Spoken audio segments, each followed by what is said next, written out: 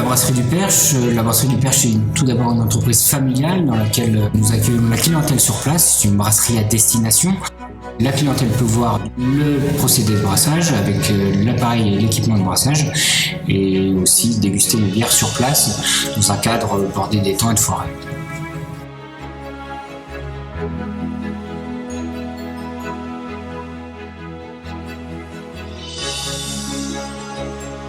Dans la gamme Cool Douce, nous avons la Saison, une bière légère, blonde, légèrement épicée.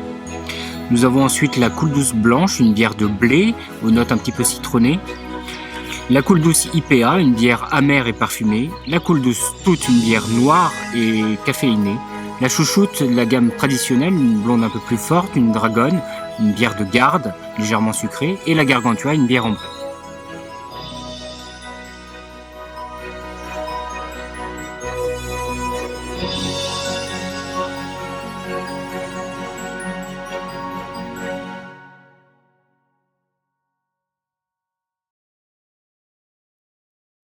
Cette présentation va être décomposée en deux parties. Dans une première partie, je vais vous parler des ingrédients nécessaires à la production de la bière. Et dans une deuxième partie, je vais vous parler du process de fabrication de A à Z, à quoi sert tout l'équipement que vous avez tout autour de vous.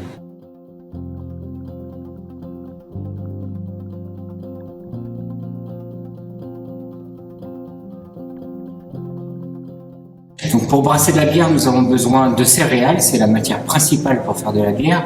À partir du moment où vous avez de l'amidon dans le céréal, vous allez pouvoir brasser avec. Donc on va pouvoir utiliser de l'orge, du blé, de l'avoine, du seigle, du sorgho. Le céréal, avant d'être brassé, il faut qu'il passe par une étape qui est intermédiaire à la brasserie, qui s'appelle la malterie.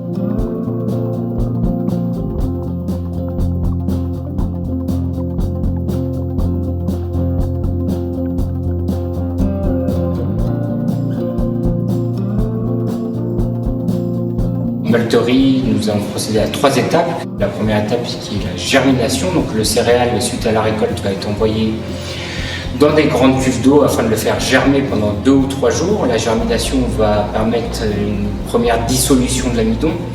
Elle va permettre surtout donc de créer les enzymes qui seront nécessaires pour moi au moment du brassage. La deuxième étape, c'est le touraillage. Le touraillage, le grain va être asséché et la torréfaction, qui est la dernière étape. De l'air chaud va être insufflé plus ou moins longtemps, plus ou moins chaud, en fonction de la torréfaction voulue, en fonction de la couleur souhaitée. La torréfaction va apporter donc de la couleur au grain et elle va apporter aussi des arômes. Plus il est torréfié, plus nous allons avoir des arômes chocolat, café, caramel qui vont être apportés par le grain. La deuxième matière première, c'est le houblon, c'est la partie florale de la bière.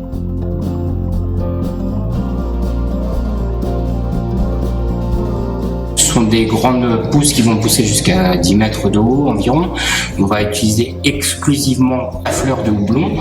Le houblon, il est utilisé maintenant depuis 500-600 ans en brasserie. On s'est aperçu que quand on ajoutait du houblon dans la bière, on allait pouvoir la conserver beaucoup plus longtemps.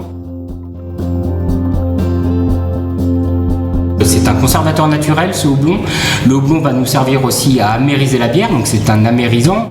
Nous allons l'ajouter en début d'ébullition pour ajouter de l'amertume à la bière. Et enfin, il existe environ 200 variétés de houblon dans le monde. Et chacune des variétés a des propriétés aromatiques différentes. Donc nous allons piocher entre ces différentes variétés pour apporter du parfum à notre bière. Donc nous allons aromatiser, épicer notre bière avec le houblon. Voilà donc le houblon ici sous sa forme compactée en granules. Bon, la partie florale, on utilise en brasserie normalement la fleur. Là c'est de la fleur qui a été compactée. C'est exactement la même chose. Plus facile à doser, plus facile à conditionner et elle se garde beaucoup plus longtemps. La troisième matière première, c'est l'eau qui va rentrer en ligne de compte. On va utiliser beaucoup d'eau pour faire de la bière, environ 8 litres d'eau pour 1 litre de bière produit. Ça comprend la bière en elle-même, l'évaporation pendant la cuisson, le nettoyage des cuves et toute la partie malterie qui va utiliser aussi beaucoup d'eau.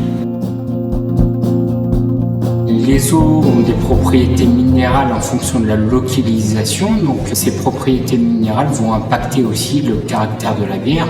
Avec les mêmes recettes, vous allez pouvoir brasser avec une eau différente. La bière n'aura pas du tout le même goût en fonction de l'eau dont vous allez vous servir. Et enfin, le dernier ingrédient qui est la levure de bière.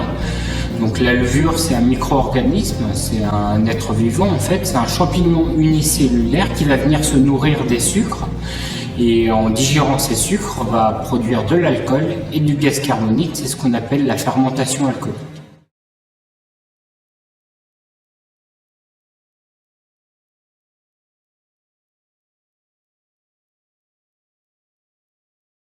Ici, à la brasserie du Perche, nous brassons donc 800 litres de bière à chaque brassin. Une journée de brassage, pour moi, c'est 10 heures de travail environ. Une journée de brassage va commencer toujours par le concassage du grain. Le grain va passer donc dans un moulin à malt. Il va venir être éclaté en petits morceaux pour que l'eau pénètre bien dans le grain par la suite.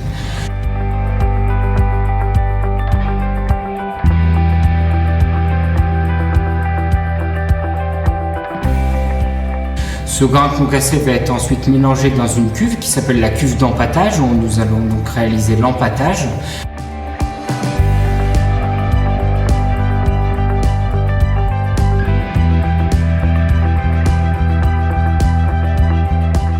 C'est un mélange eau et grain que nous allons porter à une température comprise entre 60 et 70 degrés pendant une durée d'1 heure, 1 heure et demie. Le but de cette opération s'appelle la saccharification, c'est la transformation de l'amidon en sucre simple. Une opération que vous allez pouvoir reproduire chez vous. Vous prenez de l'amidon, vous le mettez dans votre bouche, vous mâchouillez pendant 1 à 2 minutes, vous allez ressentir une sensation sucrée. C'est donc l'amidon présent dans la farine de blé qui va être transformé en sucre simple. C'est exactement ce qui va se produire dans mes cuves de brassage. Au bout d'1 heure, 1 heure et demie d'empâtage, nous allons donc nous retrouver avec un liquide qui est chargé en sucre, qu'on appelle le mou de bière. Ce mou de bière, qui est donc du sucre d'orge liquide, va être filtré. On va récupérer que la partie liquide qui va être envoyée en cuve d'ébullition. Voilà, donc le processus d'empâtage a débuté. On a donc mélangé le grain concassé avec de l'eau. On va porter ce mélange à une température comprise entre 60 et 70 degrés. Le but, c'est d'extraire le maximum de sucre possible du grain. Donc on nous appelle brasseurs maintenant, donc on est brasseurs puisqu'on doit mélanger cette mèche, ce mélange eau et grain pendant une durée d'1 heure, 1 heure et demie. Passer cette étape d'empâtage qui va durer donc 1 heure, 1 heure et demie, on va filtrer le liquide sucré et on va l'envoyer en cuve d'ébullition. Nous allons donc porter notre liquide sucré à ébullition pendant une durée d'1 heure, 1 heure et demie aussi. L'ébullition va nous permettre 3 choses. Elle va nous permettre déjà de stériliser le brassin. Il n'y aura pas d'autres bactéries autres que la levure qui viendra fermenter le brassin par la suite.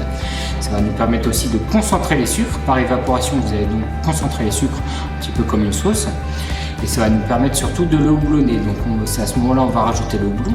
Le houblon en début d'ébullition va nous apporter que de l'amertume. Nous allons donc amériser le brassin en début d'ébullition. Et en fin d'ébullition, nous allons pouvoir apporter encore du houblon. Et là, vous avez toutes les propriétés aromatiques du houblon qui vont rester dans la bière. Donc en fait, on va venir parfumer le brassin en fin d'ébullition avec ce houblon. Suite à cette heure d'ébullition, nous allons nous retrouver avec un liquide qui est chargé en sucre, donc un liquide stérile, sucré et houblonné, quasiment toutes les caractéristiques pour faire de la bière. Nous allons donc procéder au refroidissement du brassin. De 100 degrés, nous allons passer à 20 degrés et à 20 degrés, nous allons pouvoir mettre le brassin en fermentation, dans un fermenteur en partie froide.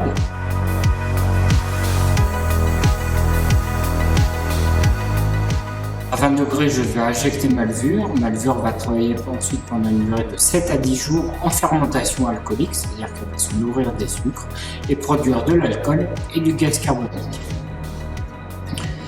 Passé ces 7 à 10 jours de fermentation alcoolique, nous allons encore refroidir notre brassin. De 20 degrés, nous allons passer à une température comprise entre 0 et 5 degrés pendant une durée de 3 semaines que l'on appelle la garde. Pendant cette période de garde, donc la levure va sédimenter, elle va tomber au fond du réservoir, on va pouvoir purger notre levure et conserver notre bière donc, pendant ces 3 semaines. La bière va continuer à s'affiner, elle va maturer et nous allons passer ces 3 semaines pour pouvoir la mettre en bouteille.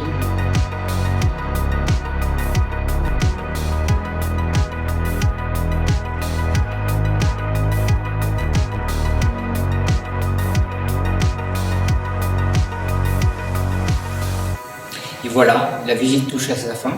Merci de votre attention. Maintenant, je vous invite à nous rejoindre au bar pour la meilleure partie qui est la dégustation de nos bières. Merci.